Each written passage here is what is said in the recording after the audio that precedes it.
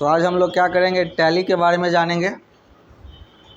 Tally का सबसे advance version जो चल रहा है वो क्या है, वो टैली प्राइम चल रहा है। ठीक है, टैली प्राइम सबसे पहले अगर इसकी बात की जाए तो टैली की जो शुरुआत हुई थी वो उसके बारे में हो सकता है पहले के एक वीडियो में हमने इंट्रोडक्शन में बताया था कि टैली की जो शुरुआत हुई तो 9 के कॉम्बिनेशन से हुई थी और सबसे पहला टैली का अकाउंटिंग सॉफ्टवेयर जो था वो बना था वो टैली 5.4। उसके बाद उसमें थोड़ा सा एडवांस हुआ, कुछ बदलाव आया तो आया टैली 6.3। फिर उसके बाद क्या कहते हैं टैली 7.2 आया। तो टैली 7.2 तक जितने जो टैली थे, तो आज हम लोग जो टैली प्राइम यूज़ कर रहे हैं या ERP टैली यूज़ कर रहे हैं, गोल्ड यूज़ कर रहे हैं, तो यहाँ पे माउस वगैरह फंक्शन करता है, माउस से हम लोग काम करते हैं। लेकिन शुरुआती का जो टैली था वहाँ पे माउस काम नहीं करता, सिर्फ और सिर्फ कीबोर्ड से काम हम लोग करते थे। लेकिन उसमें बदलाव लाया गया और सबसे पहला माउस ओरिएंटेड जो सॉफ्टवेयर टैली का दिया गया वो टैली था क्या कहते हैं 9.0। उसके बाद उसमें शुरुआत हुआ, फिर आया ERP 9, फिर क्या कहते हैं टैली क्या कहते हैं गोल्ड आया, फिर टैली 9.1 आया।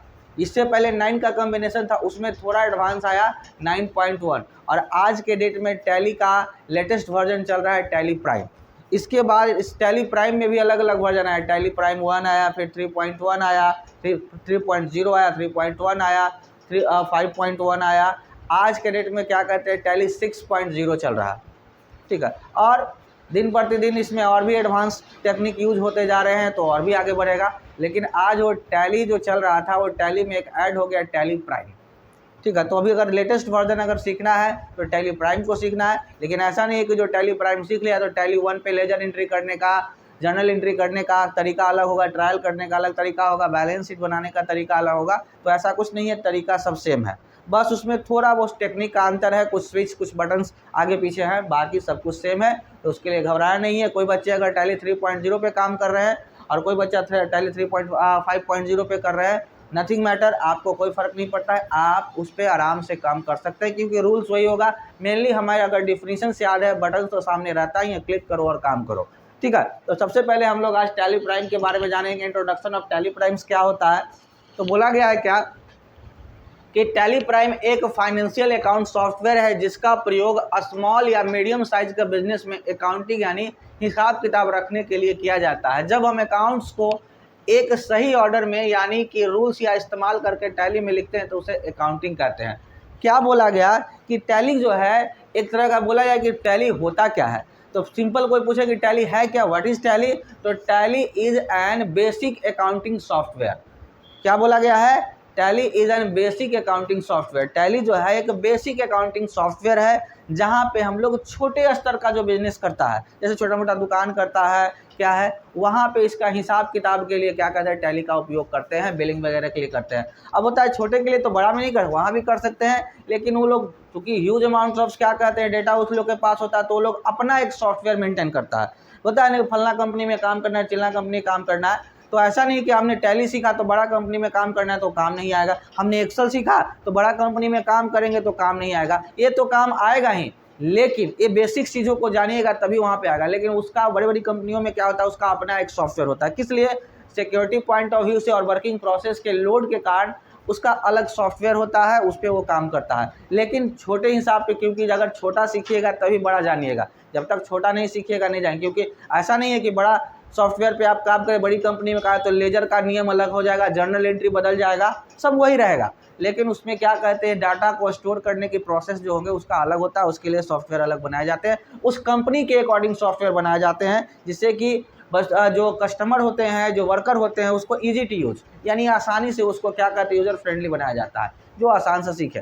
तो टैली प्राइम अगर पूछा तो टैली प्राइम एक अकाउंटिंग सॉफ्टवेयर है जिसमें बेसिक अकाउंटिंग्स के फॉर्मूलों का उपयोग करके बेसिक अकाउंटिंग्स हम लोग करते हैं। जैसे कि करना क्या है इसके अंदर, तो हम लोग जर्नल एंट्री करते हैं, purchase, sale, income, expense, credit, ये सारी चीज़ों को करते हैं। जर्नल एंट्री क्या होता है तो हमने बताया था, जर्नल एंट्री को क्या कहते हैं, किसी को पता है? जर्नल एंट्री आप लोग कर लिए हैं, जर्नल एंट्री नहीं किए हैं? 500 रुपया दिया, 1000 से बिजनेस शुरू किया, ये सब क्या है, जर्नल एंट्री है। जर्नल एंट्री को हिंदी में बोलते हैं रोज नामचा। रोज नामचा मतलब क्या होता है, अगर उसको सिंपल से अगर एक्सप्लेन किया जाए तो डेली रूटीन। आप जो टैली में लिखते हैं या आप जीवन में जो करते हैं, आपके पापा ने आपको 10,000 रुपया दिया तो आपने 200 रुपया यहाँ पे खर्चा किया, 10,000 दिया नहीं, मान के चलिए 10,000 से आपने बिजनेस शुरू किया, उसमें 2000 स्कूल में दिया, 3000 कोचिंग्स में दिया, इतना किताब में लाए, इतना खाए पिए घूमे, ये सारे चीज़ का लिखित एक डायरी मेंटेन करिएगा। तो जो होता है उसी को हम लोग जर्नल एंट्री करते हैं, उसी को क्या कहते हैं, जर्नल एंट्री करते। तो वो सारी चीज़ों का एंट्री हम लोग कहाँ पे करेंगे, यहीं पे करेंगे। उसके बाद परचेज क्या होता है, तो वस्तुओं को खरीदते हैं, तो सेल मतलब बेचते हैं, तो इनकम एंड एक्सपेंसेस, आय जो आता है, खर्च जो होता है, आय और क्या कहते हैं व्यय के बारे में जो होता है उसको हम लोग लेकर चलते हैं। जैसे कि डेबिट होता है, लायबिलिटी होता है, एसेट्स होता है। डेबिटर मतलब हुआ, डेबिटर मतलब क्या होता है, क्रेडिटर और डेबिटर, क्रेडिटर और debtor, credit card debit card समझते हो ना जी। क्रेडिट कार्ड क्या होता है, क्रेडिट कार्ड का मतलब हुआ सिंपल, आप लोग मार्केट से यूज करते होगे, किसी को किसान क्रेडिट कार्ड मिलता है, स्टूडेंट कार्ड मिलता है, 4 लाख का जो लोन मिल रहा है आजकल, 5 लाख हो गया, 4-5 लाख का जो लोन मिलता है। तो कुछ तो क्या होता है कि आपका अकाउंट्स में पैसा नहीं है लेकिन बैंक आपको क्रेडिट कर रही है, आपको दी कि आप इतना का खर्च कर सकते हैं। और डेबिट क्या होता है कि आपके अकाउंट्स में पैसा है, आप एटीएम का यूज़ किए, आपका जो एटीएम कार्ड होता है उसी को हम लोग डेबिट कार्ड कहते हैं। तो उसमें आपका अकाउंट से पैसा है, उसको आप खर्च करते हैं। और क्रेडिट की आपका क्या होता है, जमा, तो अकाउंट्स में जमा करते हैं तो उतना का आपको क्रेडिट होता है, और निकालते हैं तो उतना का डेबिट होता है। इतना समझ, बैंक में अगर पैसा जमा कर रहे हैं तो उतना का क्रेडिट हुआ, और निकाले तो उतना का डेबिट हुआ। तो क्रेडिटर और डेबिटर ये सब ध्यान में रखिएगा। अकाउंट्स जब तक आपको क्रेडिटर डेबिटर नहीं जानेंगे, क्रेडिट को शॉर्ट में क्या कहते हैं, क्रेडिटर को शॉर्ट में CR, डेबिटर को DR, ये सब याद रखिएगा ना जी।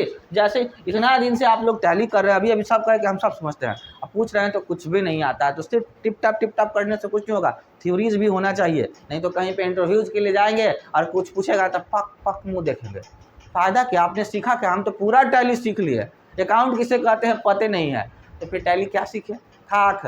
ध्यान देना होगा, सीधा है ना। उसके बाद आते हैं आगे की ओर चलते हैं। बोला गया है क्या कि अब यहाँ पे बोला गया है क्या कि यह एक बिजनेस की अकाउंटिंग और इन्वेंट्री दोनों को पूरी तरह से मैनेज करता है। अब होता है बिजनेस में जो हम लोग अकाउंटिंग करते हैं, इन्वेंट्री करते हैं। अकाउंटिंग मतलब समझ रहे हैं, हिसाब किताब लेखा जोखा। इन्वेंट्री मतलब क्या होता है, उसका वाउचर वगैरह तैयार करते हैं। ये सारी चीज़ों का हम लोग वहाँ पे मैनेजमेंट करते हैं, जिसके लिए इसमें फीचर्स होते हैं। टैली में हम बहुत ही तेज़ी से अकाउंटिंग का कार्य करके उसे रिपोर्ट तैयार कर सकते हैं। टैली का इस्तेमाल करके 100 रुपये से अधिक देशों में से 100 देशों में 100 से अधिक देशों में किया जा रहा है। टैली का नया वर्जन टैली प्राइम है, जो कि हमने बताया था। बोला गया है क्या कि टैली प्राइम कब लॉन्च किया जाएगा। एक पूछेगा ऑब्जेक्टिव्स में क्वेश्चन, कहीं पे कहेगा जॉब के लिए, तो टैली प्राइम पे काम करते हैं, तो टैली कब लॉन्च किया गया, तो टैली 2020 में लॉन्च किया। उसके बाद एडवांस वर्जन उसमें आए, लेकिन मुख्य रूप से टैली प्राइम कब 2020 में लॉन्च किया। और आज टैली प्राइम, जब एक बहुत पहले जो सॉफ्टवेयर आया था, हम याद नहीं एग्जैक्ट, तो जब सॉफ्टवेयर आया था टैली, तो एक उस समय और आज के समय टैली 5.4 और टैली आज क्या कहते हैं 6.0 की बात किया जाए, जब से टैली आया, टैली का क्रेज कभी भी खत्म नहीं हुआ।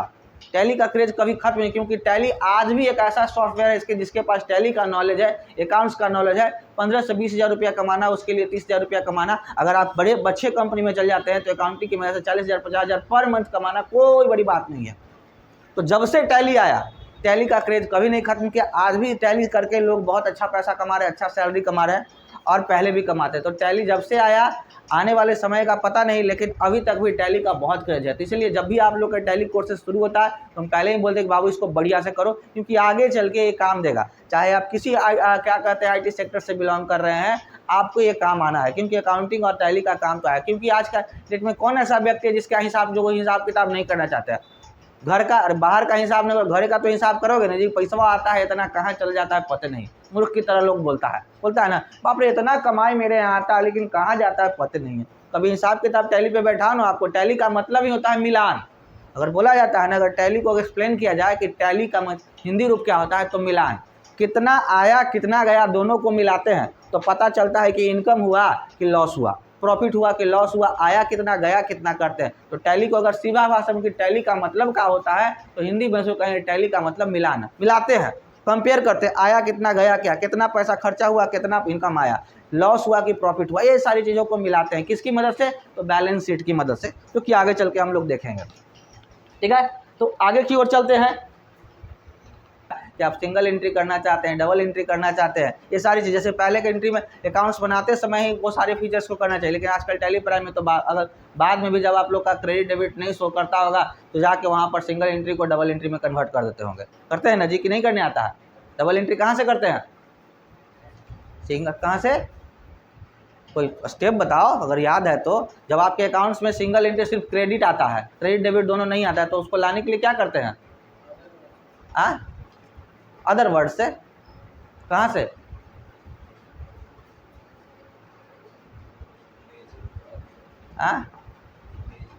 लेजर में क्या करते हैं? तुम लोग कहाँ पढ़ते हो भाई? तुम लोग को कुछ नहीं याद है। इतना बताया गया होगा कि नहीं कि डबल क्रेडिट डेबिट नहीं आ रहा है तो क्या कहते हैं? मैम बताई होंगी। हाँ, चेंजिंग मोड पे जाके क्या कहते हैं? सिंगल एंट्री डबल एंट्री करते हैं ना। तो ये चीज़ें अब मैम बता दिया। हम तो सुनना चाह रहे थे कि कोई कहे कि हमारा बतावले नहीं है, लेकिन खैर बता दिए। मैम का इधर सा 1-8% इज्जत लाज रख लिया। अब मुँह फक मुँह देख रहा। कुछ टैली क्या है पता नहीं, अकाउंटिंग क्या है पता नहीं, तो पता क्या है? खाली बस टिप टिप टिप दिन भर बैठल है, टिप टिप। सीखोगे तब ना। थ्योरी दिमाग में होना चाहिए। आप कितना भी सीख लेगा, आपके पास थ्योरी नहीं है तो आज सीखें, महीना दिन छोड़ देंगे सब भूल जाएंगे। लेकिन अगर थ्योरी ज़्यादा दिमाग में रहेगा तो आप कभी भी उसका यूज़ कर सकते हैं। इसीलिए बता रहे हैं थ्योरी लिखना है। थ्योरी लिखवाते तो सर आज बस कीजिए, आप ही समझिएगा। कल कोडिंग वर्ड में क्या बोल रहा था हम तो समझे नहीं, हम बाद में सोचता ही रह गए कौची बोला भाई कि क्या कहा। अच्छी बात है, आगे की ओर चलते हैं। What is accounting? ठीक है, अकाउंटिंग किसे कहते हैं? तो बोला गया है क्या, एक बिजनेस के दायरे में जो भी लेन देन होता है उसे क्या कहते हैं? अकाउंट रूप में लिखते हैं। सिंपल सा कि बोला गया है कि अकाउंटिंग होता है क्या, तो अकाउंटिंग इज एन आर्ट। क्या होता है? अकाउंटिंग क्या है? एक आर्ट है। किस चीज़ की? तो लेन देन को लिखने की एक कला है।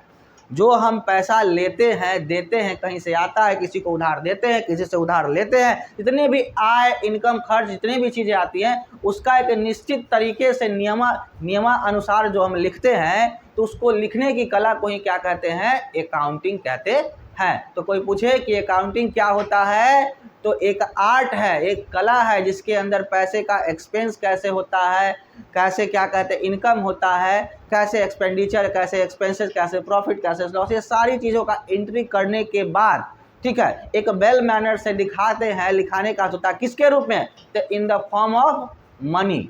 मनी के रूप में जो भी चीज़ हम टैली में एंट्री करते हैं ना, 500 रुपया लिए, 100 रुपया दिए, किताब खरीदा, फर्नीचर खरीदा, कुछ भी, तो क्या होता है? रहता है आखिर क्या? तो कितना रुपया का खरीदा। कभी ऐसा होता है कि क्या कहते हैं 4 रुपया क्या कहते हैं अलमारी पहुँचा दिया, किताब पहुँचा दिया, किताब पहुँचा दे के कॉपी लिया, ऐसा कुछ होता है? 500 रुपया का फर्नीचर खरीदा, इतना चीज़ किया, उसको 1000 दिया, इतना से बिजनेस शुरू किया। सब किस रूप में होता है? पैसे के रूप में। तो अकाउंटिंग क्या है? एक आर्ट है, जहाँ पे हम लोग क्या कहते हैं income, expenses, profit, losses, expenditure, सभी चीज़ को क्या कहते हैं? एसेट्स के रूप में, धन के रूप में, कैश के रूप में लिखते हैं। उस लिखने की कला को ही क्या कहते हैं? अकाउंटिंग कहते हैं। कोई दिक्कत है यहाँ तक? उसके बाद यहाँ पे बोला गया है क्या के रूप में लिखा है? जैसे परचेज है, सेल्स है, राम मोहन बैंक, ये सारी चीज़ें क्या होता है? अकाउंटिंग के अंतर्गत आता है। अब यहाँ पर बोला गया है कि जैसे कि यहाँ पर कंप्यूटर खरीदा, कैश के रूप में किया, राहुल ने 400 रुपया दिया, फ़ोन खरीदा, ये सारी चीज़ें क्या आती है?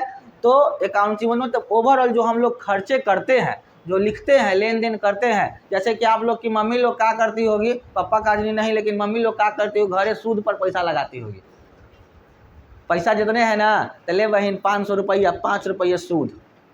तो कहूँ कागज़ पर लुका के लिख रहे थे कि हमारे हस्बैंड ना जाने, कि जानेंगे तो वो पैसा ले लेंगे। ठीक है, लुका के रखती होगी। ठीक है, अपना हिसाब जोड़ ले, जरा सा ओकरा में से 5 रुपया अगर बढ़ाया तो लगता है कि कोई बेटवा चाहे बिटिया लगता है से 5 रुपया निकाल के खा गए। 1-1 रुपया का हिसाब होता है। तो हिसाब अगर लिखित रूप से लिखा जाए तो वो भी तो क्या है? एक अकाउंटिंग है। तो अकाउंटिंग को भी अलग अलग यूज के आधार पर, ज़रूरतों के हिसाब से क्या कहते हैं, अकाउंटिंग को क्लासीफाई किया है। तो उसके क्लासिफिकेशन को भी हम लोग देखेंगे। तो बोला गया है ये क्लासिफिकेशन ऑफ अकाउंट में सबसे पहला बोला गया है कि आपका अकाउंट जो होता है वो 3 प्रकार का होता है। पर्सनल अकाउंट होता है, रियल अकाउंट होता है और नॉमिनल अकाउंट्स होता है। कहीं कहीं पे उसको 2 भागों में बांटा है, लेकिन 2 भागों को भी फिर 2 भागों में बांट के उसको 3 कर दिया है। ठीक है, तो बस समझ लेना है पर्सनल अकाउंटिंग जो होता है वो 3 पार्ट से भाग में होता है। आपका एक होता है पर्सनल अकाउंट, दूसरा होता है रियल अकाउंट और तीसरा होता है नॉमिनल अकाउंट। क्योंकि ये भी ध्यान में रखना चाहिए कौन किस में जाएगा, पर्सनल के अंदर है, नॉमिनल के, क्योंकि तभी अकाउंटिंग हो पाएगा। आप लोग यहाँ पे फंसते हैं, कंफ्यूज होते हैं, क्योंकि आपको अकाउंटिंग कहते किसको है और कौन सा अकाउंट किस में जाएगा ये पता नहीं है। तो ये आपको ध्यान रहेगा तभी जाके काम करना आसान होगा। तो आगे चल के इसमें दिखाया गया क्या कि पर्सनल अकाउंट क्या होता है कि वह खाते जो किसी व्यक्ति संस्था के नाम से बनाए जाते हैं उसे क्या कहते हैं, पर्सनल अकाउंट कहते हैं। जैसे कि Mohan account, Ram account, Sohan account, तो किसी व्यक्ति या संस्था के नाम से अगर शुरू किया जाए, जैसे कि आप लोग पढ़े होंगे इंग्लिश क्लासेस में व्यक्तिवाचक संज्ञा पढ़े होगा ना जी, कि किसी क्या कहते हैं स्थान का नाम, व्यक्ति किसी खास व्यक्ति नाम स्थान के नाम का बोध कराता है तो उसे संज्ञा कहते हैं, नाउंस कहते हैं। ठीक है, तो उसको क्या कहते हैं, व्यक्तिवाचक संज्ञा कहते हैं। तो उसी प्रकार से क्या होता है हमारा पर्सनल अकाउंट, यानी कि व्यक्तिगत खाता जो होता है उस ऐसे खाते को कहते हैं जो किसी व्यक्ति के, कंपनी के नाम से शुरू होता है तो उसे पर्सनल अकाउंट यानी व्यक्तिगत खाता कहते हैं। जैसे कि मोहन अकाउंट, सोहन अकाउंट, राजा अकाउंट, कुछ भी जो होगा वो पर्सनल अकाउंट्स के अंतर्गत आते हैं। जैसे मोहन अकाउंट, राहुल अकाउंट है ना, लेकिन कुछ कुछ अकाउंट्स को क्या कहते हैं, एक्सेप्शनली रखा गया है। जैसे कैपिटल कोई नाम से नहीं है लेकिन उसको भी पर्सनल अकाउंट के अंदर रखेंगे। ड्राइंग अकाउंट क्या कहते हैं, कोई नाम से नहीं है लेकिन इसको भी हम लोग पर्सनल अकाउंट के अंदर रखेंगे। एक और अकाउंट्स यहाँ पे नहीं है, बिल पेएबल और रिसीवेबल, ये भी जो होता है आपका पर्सनल अकाउंट के अंतर्गत आता है। तो कुछ एक्सेप्शन होता है, जैसे capital account, drawing account, bill payable और रिसीवेबल, तो ये सभी क्या होता है, पर्सनल अकाउंट के अंतर्गत आता है। इसके अलावा वो भी कंपनी के नाम से या किसी व्यक्ति के नाम से शुरू होता है वो सभी कहाँ पे आते हैं, तो पर्सनल अकाउंट के अंतर्गत आते हैं, व्यक्तिगत खाते के अंतर्गत आते हैं। कोई दिक्कत यहाँ तक नहीं ना।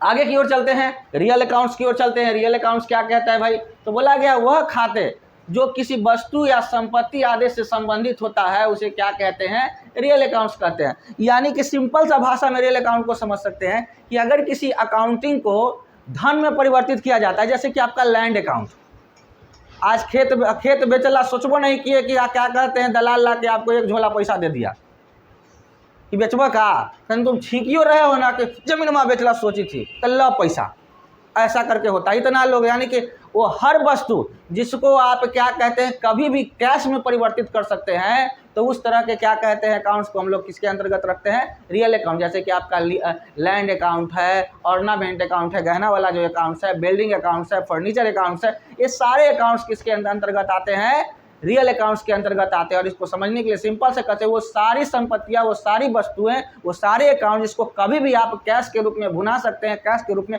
परिवर्तित कर सकते हैं, तो वैसे अकाउंट्स को हम लोग किसके अंतर्गत रखेंगे, रियल अकाउंट्स के अंतर्गत रखेंगे। जैसे कि फॉर एग्जाम्पल यहाँ पे दिया हुआ है cash accounts, computer account, machinery account, furniture account, land account, assets account, ये सारी चीजें जो धन के रूप में परिवर्तित की जा सकती है वो सभी अकाउंट्स किसके अंतर्गत आती है, रियल अकाउंट्स के अंतर्गत आती है। ठीक है ना। उसके बाद आता है नॉमिनल अकाउंट्स। इसके अंदर बताते हैं क्या कि वह खाते जो लाभ हानि, आय व्यय और क्रय विक्रय से संबंधित है। यानी कि ऐसा खाता जो प्रॉफिट एंड लॉस को दिखाता है, यानी एक्सपेंसेस और क्या कहते हैं इनकम को दिखाता है, क्रेडिट क्या कहते हैं क्रय विक्रय को, लेन देन को दिखाता है, तो सारे खाते किसके अंतर्गत आते हैं, तो नॉमिनल अकाउंट्स के अंतर्गत आते हैं। जैसे कि इंटरेस्ट अकाउंट, इंटरेस्ट अकाउंट मतलब सूद पर लेने वाला जो होता है। उसके बाद क्या कहते हैं, डिस्काउंट अकाउंट, छूट दिया जाता है, साड़ी खरीदने जाओ और क्या कहते हैं सूट फ्री, कितना बढ़िया है जी। समोसा खाने जाओ और 10 गो गोलगप्पा फ्री, लूट हो जाएगा, है ना, लूट हो जाएगा। 10 गोलगप्पा खाओ और क्या कहते हैं उसके साथ एगो 10 रुपया का गोलगप्पा खाओ, पापड़ी फ्री। नहीं देता है तो गोलगप्पा थोड़ा सा खट्टा दिया, मीठा दिया, कोई फर्क नहीं पड़ता है, लेकिन अंतिम में सुखलका पापड़ी नहीं देगा तो मार हो जाएगा। देला हो ओकर है एकदम हक है। तो आजकल दुकानदार जानते हैं काला लड़ेगा, वो जान के अलग से वो पापड़ी छानता है, दे के दे देता है, क्योंकि वो 10 रुपया में जो 6 गो शायद 6 गो देता है ना जी, 10 में 5 गो देता है, 6 गो 5 गो देता है। खा इधर तुम्हें बस शादी होगा तो खिलावे पड़ेगा, खिलाएगा ना, हमारा नहीं रे, समझा ना, हमारा क्या पूछेगा, सर जी के पूछता है, मैडम जी के पूछता है सब। तो क्या कहते हैं, तो आजकल फ्री वाला जो डिस्काउंट वाला चीज़ है, आजकल क्या कहते हैं डिस्काउंट का चीज़ अगर जाओ खरीदने के लिए और उसके साथ क्या कहते हैं अगर किराने के दुकान में जाओ और तुमको वो डब्बा फ्री में दे दे, मियाज खुश है। भले उसको सामान में हेर फेर करके ढेर पैसा ले लेगा, ठीक है, लेकिन अगर वो डिब्बा फ्री में दे दो, बड़ा अच्छा दुकानदार वाला। तुम जाओ उस दुकान सोनार के दुकान में जाओ और तुम जाओ खरीदने के लिए, क्या कहते हैं पायल सोना चांदी कुछ भी खरीद जाओ, तो तुमको वो क्या कहते हैं रोल गोल वाला या क्या कहते हैं वो फ्री में बिछिया दे देगा डिस्काउंट में, मियाज खुश कि फलना सोनरा बड़ी अच्छा है। लेकिन ये ना कि मुड़ी काट लिया तोरा, कोची टाँकी में मैली में कोची में, सोनमा में मैला कहाँ से लगा रहता है, नया खरीद के जाओ और उसके बाद फिर से बेचो तो कहेगा कि 10,000 के वहाँ तो 8,000 का हो गया, तो कैसे जी, तो क्या में टाँकी हवा मैली हवा आ करके तुमको वो बिछिया दे देगा 5 रुपया का संतोष। तो आजकल डिस्काउंट अकाउंट हर व्यक्ति डिस्काउंट खोज रहा है, तो वो भी हमारा किसके अंतर्गत आएगा, तो नॉमिनल अकाउंट्स के अंतर्गत आएगा। वेजेस, मजदूरी, हर व्यक्ति जो क्या करते हैं मजदूरी करता है, खेत में मजदूरी करे और कंपनी में मजदूरी करे, तो उसको उसका हिसाब किताब होता है कि फलना मजदूर का इतना पैसा इतना, तो उसको जो हम लोग जिस खाते के अंतर्गत रखते हैं वो भी हमारा नॉमिनल अकाउंट के अंदर आता है। परचेज सेल्स प्रॉफिट लॉस ये सारे किसके अंतर्गत आएंगे, तो नॉमिनल अकाउंट्स के अंतर्गत आएंगे। ये सारी चीज़ों को याद रखना है, समझना है, और ये 3 ही अकाउंट्स में पूरा हमारा अकाउंटिंग समाया हुआ है। रियल, पर्सनल और नॉमिनल अकाउंट्स में ही क्या कहते हैं पूरा क्या कहते हैं हमारा अकाउंटिंग समाया हुआ है। कहीं कहीं पे किसी बुक्स ने रियल अकाउंट को क्या कहते हैं नॉन नॉमिनल अकाउंट भी कह दिया है, तो कंफ्यूज नहीं करना। हम तो पढ़े रियल, लेकिन यहाँ पर नॉन नॉमिनल लगता है कोई चौथा भी है क्या, लेकिन रियल अकाउंट को ही नॉन नॉमिनल अकाउंट्स भी कहते हैं। ठीक है, आगे की ओर चलते हैं कि क्रेडिट डेबिट को समझने के लिए हम लोग को इसके अंदर होता है गोल्डन रूल। ये बड़े काम का रूल, नाम भी गोल्डन है और काम भी इसका गोल्डन है। ये जो समझ लिया वो क्रेडिट डेबिट समझ जाएगा। पहला चीज़ आपको अकाउंट्स को समझने के लिए कि अकाउंट कितने प्रकार का होता है, वो कौन सा अकाउंट किस टाइप के अंतर्गत ये समझ लीजिए, और उसके बाद क्रेडिट डेबिट को समझ लीजिएगा, तो गोल्डन रूल को समझ लीजिएगा, तो आपको क्या कहते हैं अकाउंट्स बनाना ही आसान हो जाए। जैसे कि ट्रांसलेशन बनाते हैं आप लोग इंग्लिश में, तो सबसे पहले आप मीनिंग जान लीजिए और उसके बाद क्या कहते हैं ये जान लीजिए कि कौन सा टेंस किसके अंतर्गत, कौन सा सेंटेंस किस टेंस के अंतर्गत आता है, उसका कंस्ट्रक्शन याद रखिए, आपका आसान हो जाएगा। तो उसी प्रकार से गोल्डन रूल है कि अगर कोई अकाउंट्स है वो पर्सनल अकाउंट्स के अंतर्गत आता है, तो गोल्डन रूल बताता है कि पाने वाला जो होगा वो डेबिट में जाएगा और देने वाला क्या होगा क्रेडिट में जाएगा। दिमाग में रखना है कि अगर अकाउंट्स पर्सनल है, व्यक्तिगत खाता है, तो पाने वाला जो होगा वो डेबिट में जाएगा और क्या कहते हैं देने वाला जो होगा क्रेडिट में जाएगा।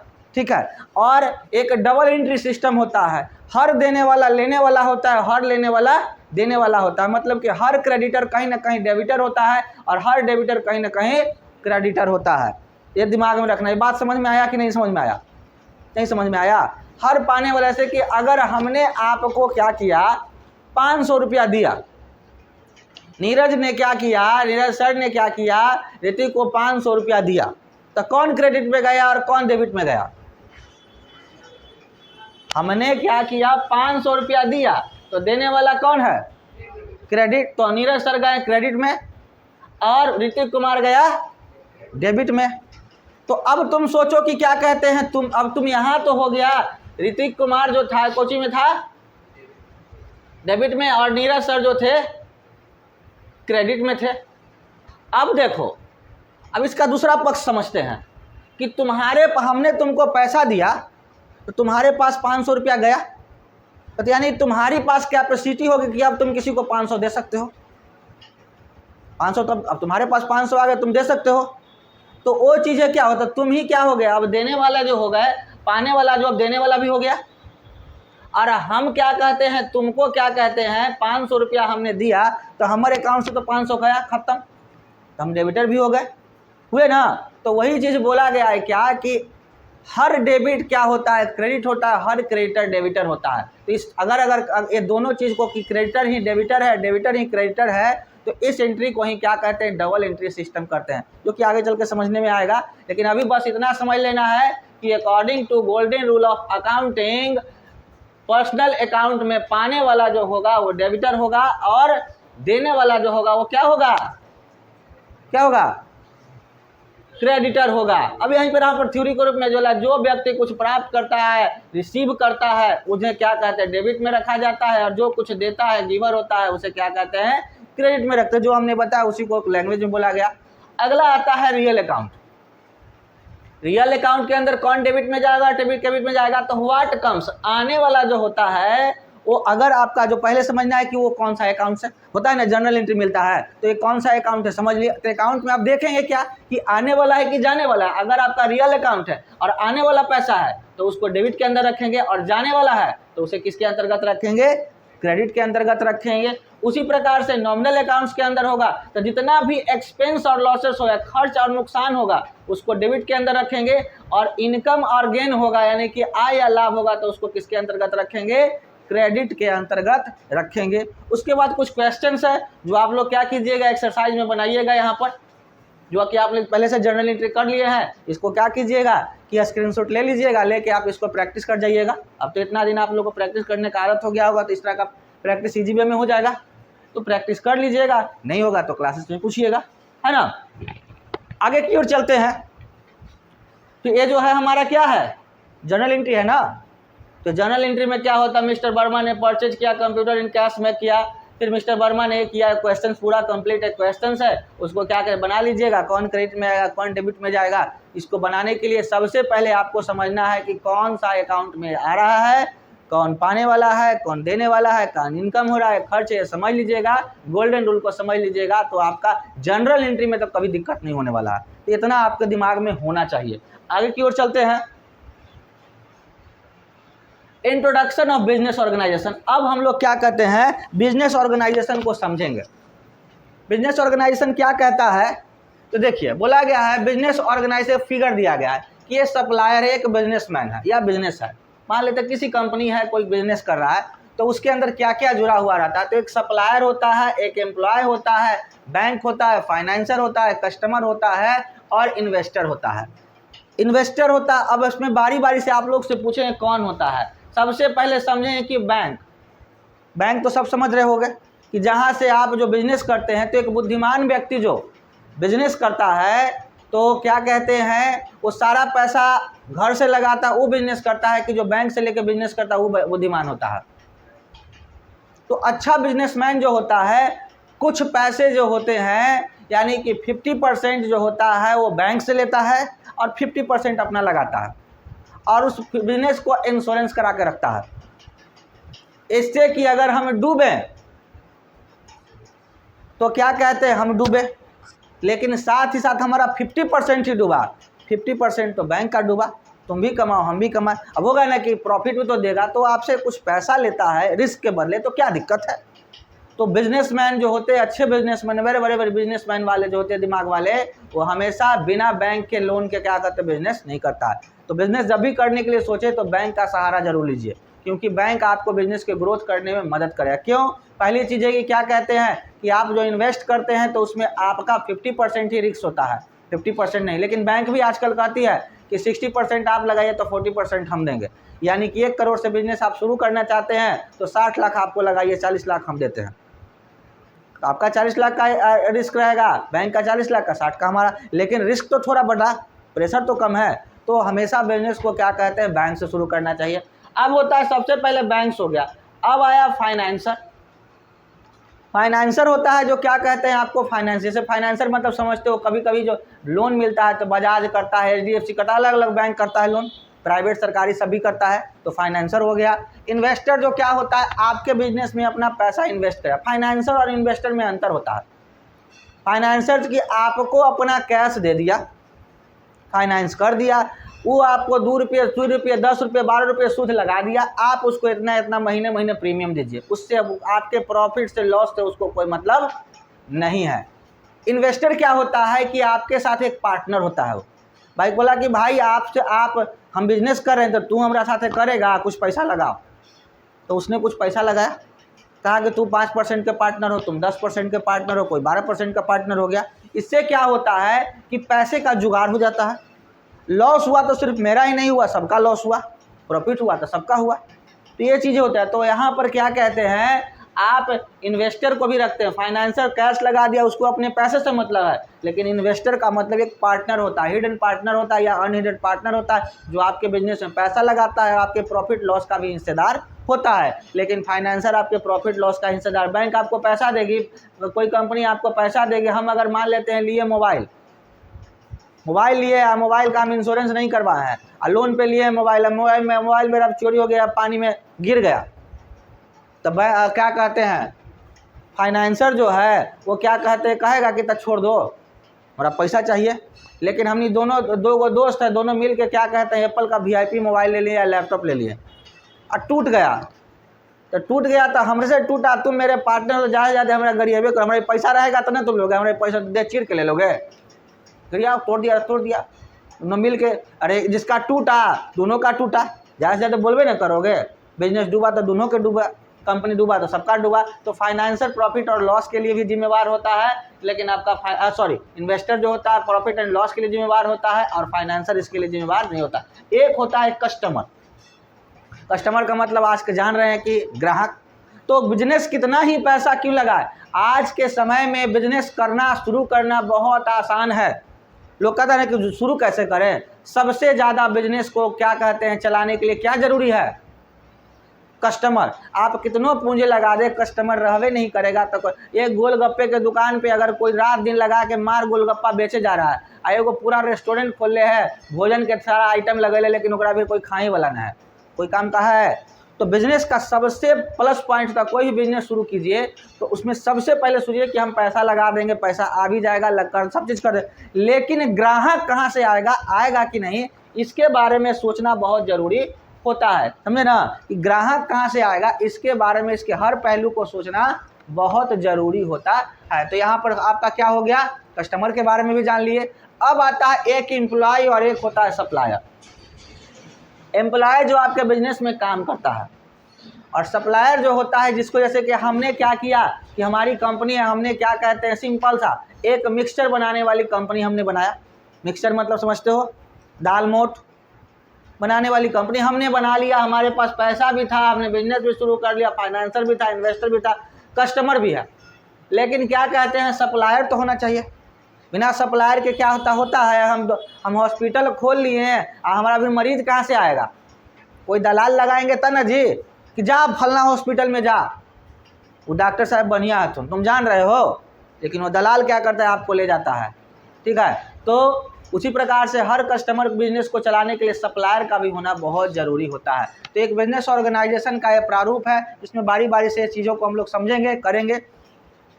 सबसे पहले बोला गया है क्या, बिजनेस ऑर्गेनाइजेशन अलग प्रकार के लेन देन करते हैं, और आम तौर पर इन्हें कुछ इस प्रकार से क्लासिफाइड किया, यानी कि एक बिजनेस ऑर्गेनाइजेशन के अंदर जो लेन देन किया जाता है, तो वो क्या कहते हैं 3 प्रकार का होता है। एक होता है सर्विस ऑर्गेनाइजेशन, दूसरा होता है ट्रेडिंग ऑर्गेनाइजेशन, और तीसरा होता है मैन्युफैक्चरिंग ऑर्गेनाइजेशन।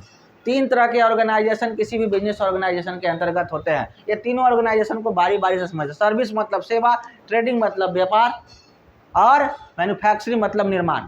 सिंपल सी बात, एक जो होता है वो सेवा वाला ऑर्गेनाइजेशन होता है, एक होता है वस्तुओं को लेने से होता है ना कि ट्रांसपोर्ट करना, तो ट्रेडिंग ऑर्गेनाइजेशन के अंतर्गत रखा गया है, और एक होता है मैन्युफैक्चरिंग ऑर्गेनाइजेशन। तो बारी बारी से हम लोग इसको समझेंगे। तो सबसे पहला हमारा क्या है, सर्विस ऑर्गेनाइजेशन। हम लोग समझते हैं कि सर्विस ऑर्गेनाइजेशन के अंदर, सर्विस ऑर्गेनाइजेशन वो ऑर्गेनाइजेशन होता है जो सिर्फ सर्विस प्रोवाइड करती है। जैसे सर्विस ऑर्गेनाइजेशन में किसी भी तरह का फिजिकल लेन देन नहीं होता, इसमें सिर्फ सर्विस दी जाती है, जैसे कि टीचर, डॉक्टर, एडवोकेट, कंसल्टेंट। हम यहाँ कोचिंग चला रहे हैं तो हम यहाँ के ऑनर हैं, लेकिन अगर कोई टीचर्स पढ़ा रहा है तो हमारा भी लेकिन आ रहा है कि नहीं आ रहा है, बच्चा कौन पैसा दिया है कि नहीं आ रहा है, टीचर को कोई मतलब है, वो आएगा, उसका घंटा पूरा, महीना लगा, सप्ताह लगा, जैसे तय है, बस हमको पैसा चाहिए, तो सर्विस डिपार्टमेंट होता है।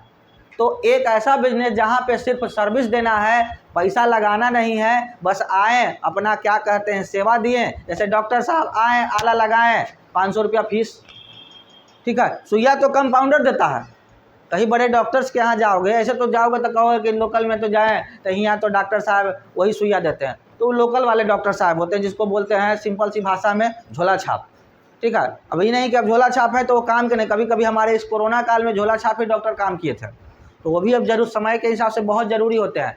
तो वो जो MBBS होते हैं वो सिर्फ आला लगाएंगे, जांच करेंगे, जांच करने के बाद वो सिर्फ क्या करेंगे, कहेंगे लिख देंगे दवाई क्या कैसे होगा, कंपाउंडर लिख देने के बाद दवाई कैसे खाना है क्या वो नहीं डॉक्टर साहब बताएंगे।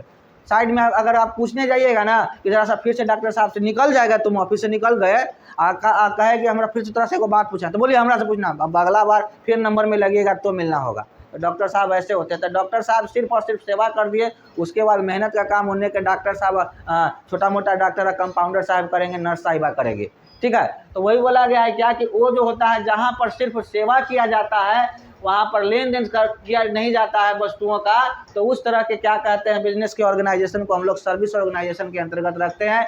जैसे कि हमारा टीचर हो गया, डॉक्टर हो गया, एडवोकेट हो गया, कंसल्टेंट हुआ, ठीक है। वहाँ फिजिकल वस्तुओं का लेन देन नहीं करते हैं। टीचर साहब तो अपन को जी कहते हैं स्केच पेन वो नहीं लाते हैं जी, उसका दर्द हम क्या बताएं। वो तो क्या कहते हैं स्केचो पेन वहीं से रहता है, एक आध गो पोस्टरो पोस्ट, एक आध गो कभी डस्टरो फ्री में ले आए तो ना, वो तो आए पैसा लिए और चल दिए, ठीक है। तो टीचर्स तब ना कहता है कि टीचरे के आराम है, लेकिन टीचरों का बड़ी दुख है, ठीक है। आज के डेट में सबसे ज़्यादा दुखी कौन है? टीचर, है जी।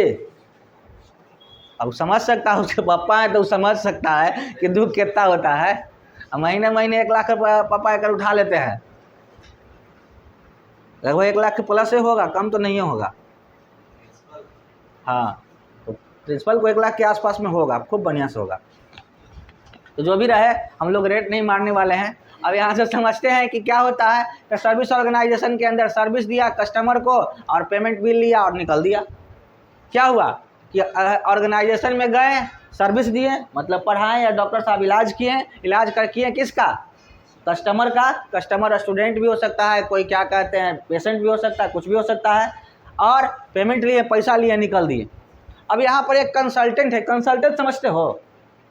कंसल्टेंट आजकल क्या होता है पटना वगैरह में, पॉलिटन सिटी में क्या होता है, जॉब दिलाने वाला भी क्या होता है काउंटर खोले रहता है कि आइए अपने यहाँ अपना क्या कहते हैं बायोडाटा दीजिए, आपके बायोडाटा के हिसाब से आपको जॉब दिलाएंगे और जॉब दिलाने के बदले में 5,000 लेंगे। उसके बाद बहुत सारी कंपनियों का लिंक होता है, आपको आपके क्वालिफिकेशन के हिसाब से जॉब दिलाता है। तो अभी कंसल्टेंट भी क्या होता है एक तरह का व्यापार ही है, जहाँ पे वो सिर्फ अपना झोला लेके बैठल है। आप अपना बायोडाटा दिए, बायोडाटा अगला बेर दे दिया, वहाँ से कॉल आया, आपको भेज दिया और उसके लिए कमीशन उसने ले लिया। तो भी क्या है एक तरह का क्या है सर्विस ऑर्गेनाइजेशन है। एक और सर्विस ऑर्गेनाइजेशन जो हमारे आजकल क्या कहते हैं बिहार में या लगभग पूरे भारत में चल रहा है, पता है कौन? खेत का दलाल। वो भी क्या कहते हैं सर्विस ऑर्गेनाइजेशन का काम चलाता है। बस क्या किया, तोरा खेत बेचे के हवा तो ठीक हवा, ओकरा है लेवे के, तोरा है बेचे के, दोनों के मिला दिया 2% कमीशन खर्च। देखो 2 करोड़ में क्या कहते हैं मार लिया 2%, बैठले बैठले कहीं सेटिंग चल गया, दिमाग लगा दिया तो ओकरा बोला कि 30 लाख बेचे हवा, और लेवे वाला कहा कि 50 लाख हवा, कट्ठे पर 20 लाख मार लिया, काम सहानी खत्म। बैठले बैठले बिना मेहनते के क्या कहते हैं न कलम चलाए पड़ा न कॉपी, बस मोबाइल पर बैठल है, जियो लगैले फ्री बतिया रहा है, पैसा आ गया। तो सर्विस ऑर्गेनाइजेशन मतलब कोई भी पैसा नहीं लगाना है, बस मेहनत करना है और पैसा कमाना है। कहावत है ना, हिम्मत लगाओ और चम्मच से खाओ। आगे की ओर चलते हैं, ट्रेडिंग ऑर्गेनाइजेशन की ओर चलते हैं। ट्रेडिंग ऑर्गेनाइजेशन क्या है?